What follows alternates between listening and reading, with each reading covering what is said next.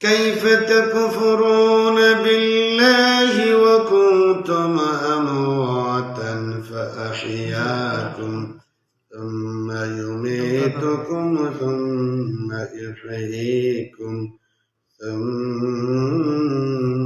إليه ترجعون আল্লাহ রাব্বুল আলামিন বলেন, ওহে দুনিয়ার মানুষেরা, কাইফা তাকফুরুনা বিল্লাহি, কেমন করে তোমরা আল্লাহকে অস্বীকার করো, আল্লাহর সাথে কুফরি করো, আল্লাহকে কেমন করে তোমরা ভুলে যাও, অথচ তিনি তো তোমাদেরকে সৃষ্টি করেছেন। প্রথমে তোমরা ছিলে মৃত, ফাআহইয়াকুম, সেই মরা থেকে আল্লাহ রাব্বুল আলামিন তোমাদেরকে জীবন দান করেছেন। এরপর রব্বুল আলামিন বলেন, সুম্মা ইউমীতুকুম, এরপরে তোমরা যখন পৃথিবীতে এসে যাও, কিছুদিন হায়াতের পরে আবার আল্লাহ তোমাদেরকে মউত দিয়ে দেন, মৃত্যু দিয়ে দেন।